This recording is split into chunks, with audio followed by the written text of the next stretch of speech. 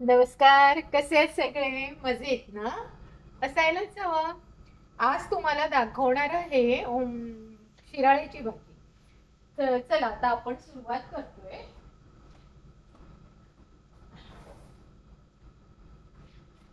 हे बघा, इथे मी चिरून घेतलंय एक लिंबू, थोडी कोथिंबीर, थोडा कांदा आणि इथे आहे कढीपत्ता, कोथिंबिरीचे देठ आणि टॅमॅटो. आता मी इथे तेल तापत ठेवले. ह्याच्यामध्ये आपल्याला घालायचं आहे हिंग, मोहरी, जिरं. तर बघूया आता जिरं घालून. हे बघा जिरं फुलत आहे, त्यामुळे लगेचच मी मोहरी टाकते.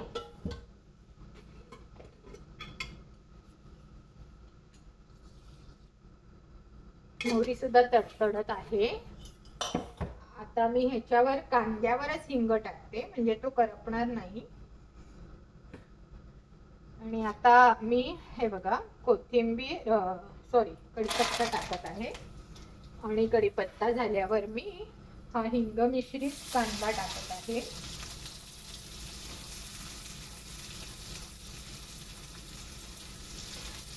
आणि लगेचच मी त्याच्यावर कोथिंबीरीचे देठ टाकत आहे.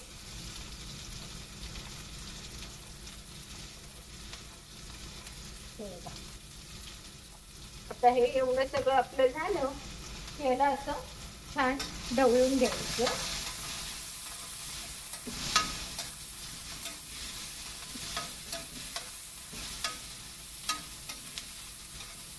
आणि जरा 5 मिनिटं कांदा नरम करून घ्यायचा, अगदी 5 मिनिटं, जास्त नाही. तर इथे मी तुम्हाला दाखवते की इथे बघा मी हे बटाटा एक घेतलाय कापून. दिसतोय ना तुम्हाला? हा बघा, हा बटाटा घेतलाय आणि हे शिराळ्याचे मी असे तुकडे केले. तुम्हाला हवे तसे तुम्ही करू शकता. तर आता या कांद्यावर मी सगळं आपलं हळद आणि मसाले टाकत आहे. ही हळद टाकत आहे. त्यानंतर हा मसाला टाकत आहे.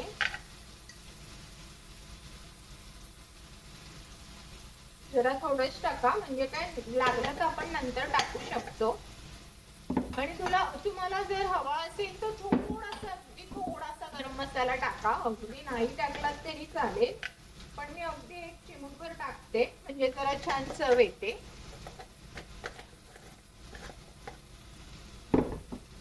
आणि मग मीठ टाकायचं. मीठही थोडंच टाका, कारण का आपल्याला नंतर काढता येत नाही ना. जर जास्त झालं तर काढता येईल, कमी झालं तर आपण टाकू शकतो की नाही. आता बघा कांदा आपला छान नरम झाला आहे. आता ह्याच्यावरच मी टॅमॅटो टाकते.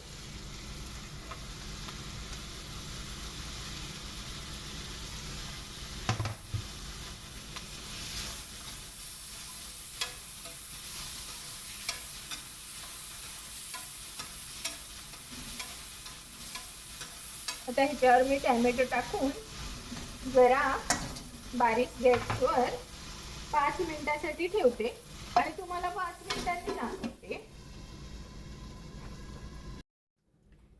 हे बघा, आता मी 5 मिनिटांनी आलेले आहे. किती सुंदर वाफ आलेली आहे बघा. आणि आता मस्त आपला जो कांदा आणि टॅमॅटो होता की नाही, तो एकदम छान असा स्मूथ झालेला आहे.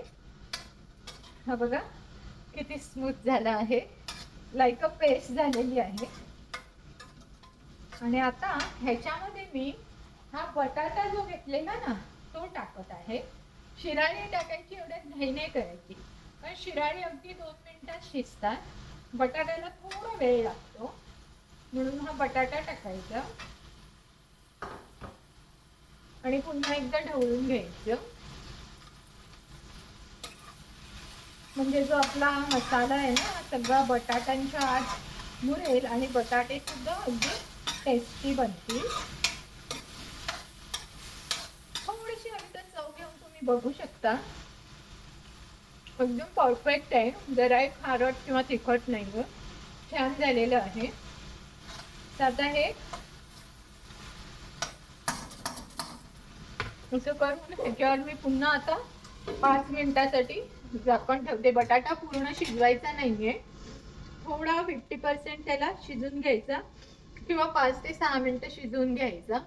मग त्याच्यामध्ये आपण शिराळी टाकणार आहोत. तर मग मी तुम्हाला आता बटाटा शिजल्यावर दाखवते. आता तुम्हाला 5 मिनिटांनी दाखवते. बघा मस्त वाफ झालेली आहे आणि बटाटा पण आपला आहे ना साधारण थोडा शिजला आहे. दाखवते तुम्हाला.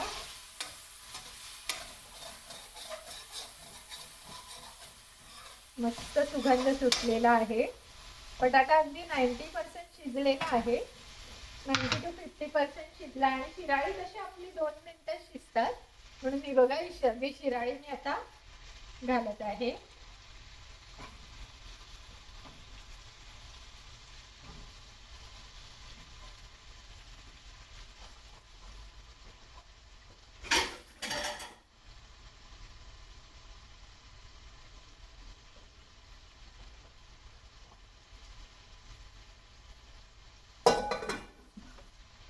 आणि आता ह्याला छानपैकी मी ढवळून घेते. गॅस थोडा मोठा करते.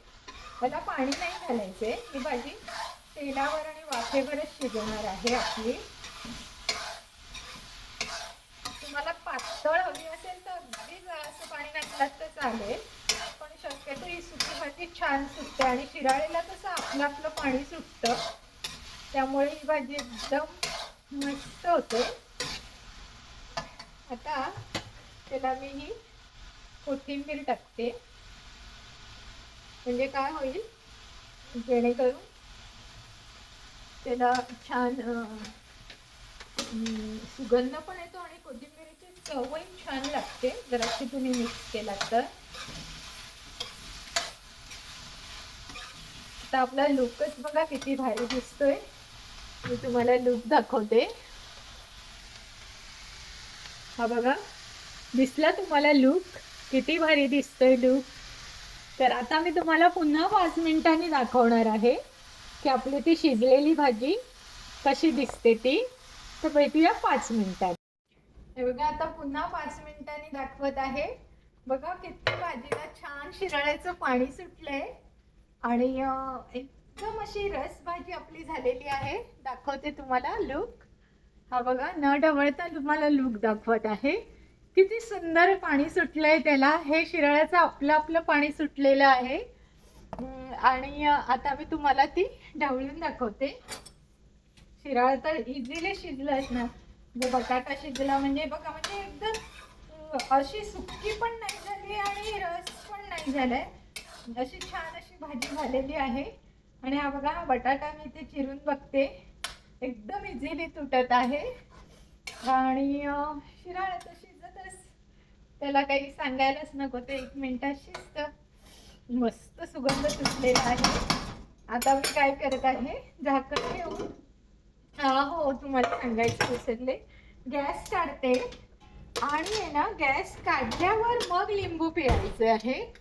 कारण जर तुम्ही आधी लिंबू पिळलं तर ते कडू लागतं. म्हणून कधी गॅस बंद असतानाच लिंबू पिळायचं, म्हणजे मग त्याचं कडवटपणा लागत नाही. नाहीतर काय होतं, ते कडू असं चव येते. हे बघा, असं मस्त लिंबू हे मी पिळून घेतलंय. अजून हवं तर तुम्ही अजूनही घालू शकता जर तुम्हाला आंबट हवी असेल चव. मला खूप आंबट भाजी आवडते म्हणून मी आपलं आंबट भाजी करत आहे.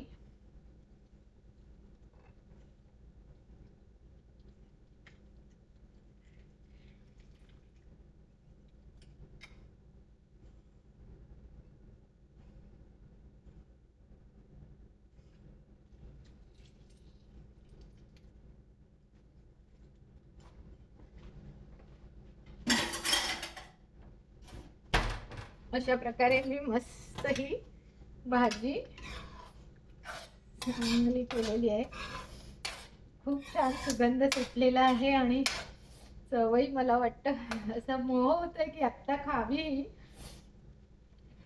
बघते जराशी खाऊन शिराळ्याची चव. बघा जरासं शिराळे घेतले आणि लिंबाचा सुगंध. मस्तच भाजी झाली आहे आणि एक प्रकारे त्याला अशी छान चव आलेली आहे. तर आता मी इथे हे सगळं आटपून तुमचा निरोप घेते. तुम्हाला जर माझा व्हिडिओ आवडत असेल तर मला लाईक शेअर सबस्क्राईब जरूर करा. माझे 2 चॅनल्स आहेत. दोन्ही चॅनलवर तुम्हाला भरभरून मनोरंजन मिळणार आहे. कथा, कविता, कादंबऱ्या, कुकिंग, डान्सिंग, एम्ब्रॉयडरी, क्रोशे सगळं काही तुम्हाला ऑल इन वन असं मिळणार आहे. तर आजच्या दिवसाची आपण रजा घेऊया. धन्यवाद.